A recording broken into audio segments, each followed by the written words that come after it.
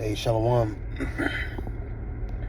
First and foremost, call Allah Yahawah, Bahasham, Yahawashi, Bahasham, Harachakodash. Double honor to our apostles, the great millstone who rule to us the truth. Peace, love, blessings, salutations to Yakim, that's part of the Bahasham, the house of David. Just real quick, through the spirit. Let's see if I can get this real quick. Brothers was talking yesterday, and brothers basically mentioning how basically we just tired of these heathens ruling over us, man. Because they don't do nothing but help forward the affliction. Like the Lord said with the parable of Lazarus, they lick the wounds, all right? Which the only ones that are wounded right now are the children of Israel, okay? Let's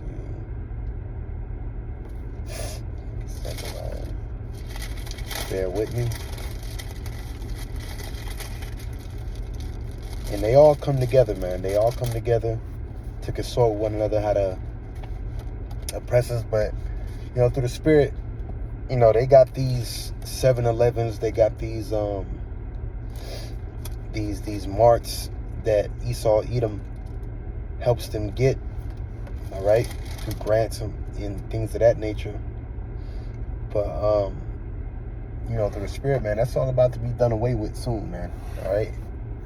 This is Zechariah 1:15. I am very sore displeased with the heathen that are at ease. And that's all it is. They're at ease, all right? Brothers is, we can cry to the Lord on that, man. Brothers is tired of going to stores and supposed to hurry up and buy and, hello, buddy, and, buddy, and, man, brothers tired of that shit, man. Here it is. We're in captivity. The Lord's going to deliver us out, but we're supposed to cry inside to Yahawashi, man. We're being oppressed. We're the bottom, we're the tail. When Israel's supposed to be the head. So, this is Zechariah 1:15. And I'm very sore displeased with the heathen that are at ease.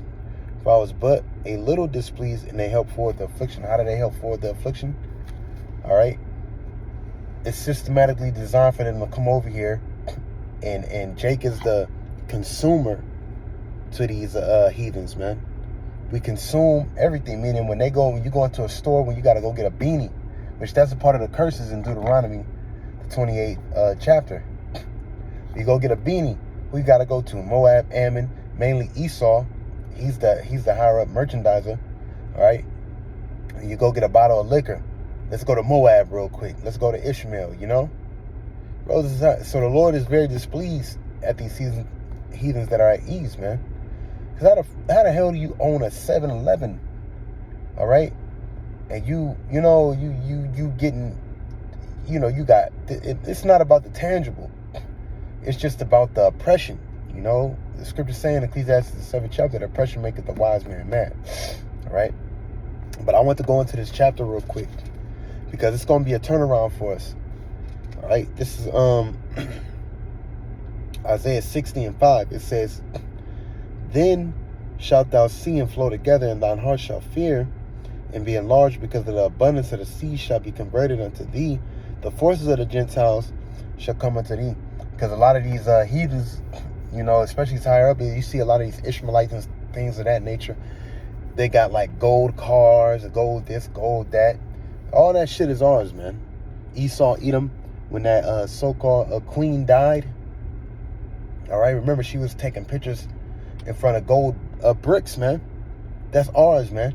In the Vatican, you got they got pictures of a full gold carriage, man. All right, and who else knows what's down there? All right, but point blank period, that's all ours. And guess what?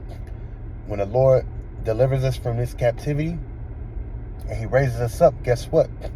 The Gentile, these heathens are going to give us back our stuff, all right? Give us back what's rightfully ours. Because you know what? They're going to build the kingdom of heaven, okay? It says, "All the flocks of Kedar shall be gathered together unto thee. The rams of Nebaioth shall minister unto thee. They shall come up with acceptance on my altar, and I will glorify the house I will glorify the house of my glory, which the house of the glory is Israel, all right, mainly the elect.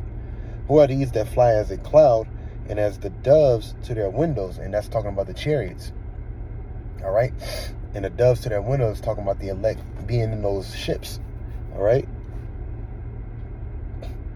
Surely the isle shall wait for me, and the ships of Tarshish first, to bring thy sons from far, their silver and their gold with them, unto the name of the Lord thy, into the name of Yahawah thy power, and to the Holy One of Israel, because he hath glorified thee. And that's what's going to happen. Let me get this real quick in Ezekiel, the 36th chapter. All right. How's the Lord going to glorify us? He's going to glorify himself in us, because that's what has to happen, because we're the most frowned upon on the planet Earth. This is Ezekiel 36 and let me see.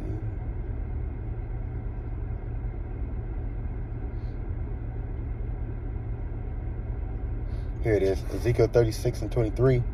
And I will sanctify my great name, which is profane among the heathen, which I'm talking about right now, which ye have profaned in the midst of them.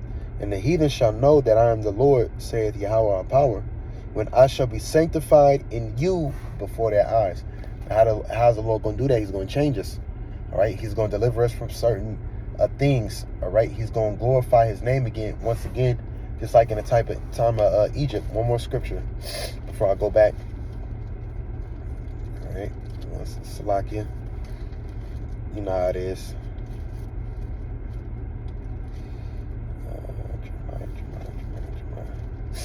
Jeremiah chapter 16, verse 14. It says, therefore, behold, the days come, saith Yahawah, that it shall no more be said that the Lord liveth, that brought up the children of Israel out of the land of Egypt, but the Lord liveth, that brought up the children of Israel from the land of the north, which that's where we're at right now. We're in the uttermost parts of the earth, and from the lands whither he had driven them, and I will bring them again into the land I gave unto their fathers. So when the Lord destroys Israel through ICBM, intercontinental ballistic missiles, and cleanses that land, we're going to go back to that land, and that's going to be the headquarters. All right. So back to Isaiah 60 and 10. And the sons of strangers shall build up thy walls, and their kings shall minister unto thee. For in my wrath I smote thee, but in my favor I have mercy on thee. So the sons of strangers are going to build up our walls, man. All right, starting with the elites of the Edomites, and it's going to trickle down to the elites of the heathens, on down to their on down to the regular peon heathens, man. But the point is, strangers shall build up our walls. See, we see these heathens, they got these stores, they got these, we're building this, and all you're gonna see is them in there. And they might hire Jake, but Jake ain't never gonna get the same compensation as they're getting, But they're merchants, they get rich off of us, So through the spirit, what's gonna happen is the sons of strangers shall build up our walls. And the strangers are talking about heathens. It's like it. Heathens, man. All right. And it says, therefore thy gates shall be open continually. Why? Because they're going to be tributaries. All right. Just like when you watch the movie Road to El Dorado, they had all that gold and stuff like that. Well, our gates are going to be open continually, because we're going to be on top, and these heathens are going to be tributaries. All right. It says, they shall not be shut day nor night, that men may bring unto thee the forces of the Gentiles, meaning their gold, silver, their certain high-end cattle that they have, what else? Just substance, period. Their valuables. They're going to have to reverence to us. They're going to have to pay homage, just like we have to do to them, all right, to get into their stores and things like that. They're going to have to pay homage, man, all right? It says, and their kings may be brought, and that their kings may be brought. For the nation and kingdom that will not serve thee shall perish. Yea, those nations shall be utterly wasted. Yeah. And I remember a while ago, a brother had a dream that he was riding a lion, and he said a heathen had made him mad, and he had a staff in his hand, And he said he was able to open up the ground and swallow them heathens up, man. He said he flew on a line into the air, opened up the ground and swallowed the heathens up, man. So any kingdom that will not serve the Israelites, Yahawah, Bahasham, Yahawashi, all right, okay, his people are going to utterly perish, man. You're going to get put to death. And that's talking about you 2/3 too, because when we get out of here, y'all going to have, y'all going to have to acknowledge the truth. And if you don't, like the Lord said, those that do not want to worship me, bring hither and slay them. All right? Because you're going to have certain parts that aren't going to be destroyed, that you're going to have Israel in. All right? But when the elect come down from them ships with Yahawashi, all right, when we take over the world, all right, which is ours, Brightburn, you know, you're going to have certain Israelites, you're going to get down or lay down, man. All right? It says, the sons of Salakia. It says, the glory of Lebanon shall come unto thee, the fir tree, the pine tree, and the box together to beautify the place of my sanctuary, and I will make the place of my feet glorious. Now, when you read Acts the 7th chapter, actually, let me get it right here. Heaven is my throne, earth is my footstool. So when the Lord said, I will make the place of my feet glorious, he's talking about the earth, man. Acts 7:48. Howbeit the Most High dwelleth not in temples made with hands, as saith the prophet, heaven is my throne, and earth is my footstool. That's the point. What house will you build for me? Will you build me, said Yahawah? Or what is the place of my rest? So going back, you know, if you can receive it, it says, the glory of Lebanon shall come unto thee, the fir tree, the pine tree, and the box together to beautify the place of my sanctuary, which is Israel, and I will make the place of my feet glorious.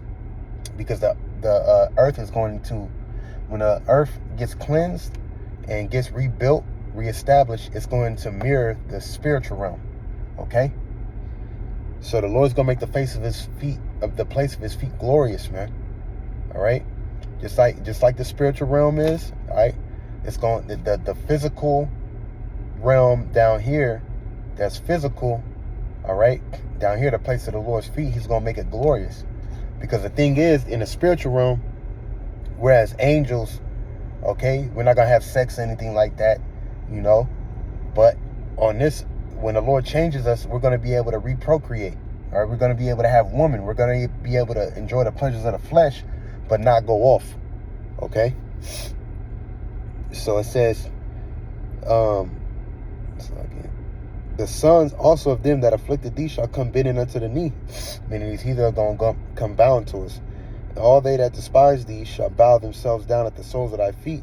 They shall call thee the city of the Lord, the Zion. Zion is to Zion one monument of the Holy One of Israel. Whereas thou hast been forsaken and hated, so that no man went through thee, I will make thee an eternal excellency, a joy of many generations. Right? Because through the Spirit, what's going to happen when the Lord changes us, all right, we ain't going to be able to go off again. Because what did the heathen say, Lamentations, the 1st chapter, all that passed by, clap and wag the head at thee? Is this the beauty of perfection? So that's going to be done away with, all right? We're going to go to our glorious state, our angelic glorious state in these bodies, man. Super terrestrial, man. All right? But with that, I'm going to say shalom.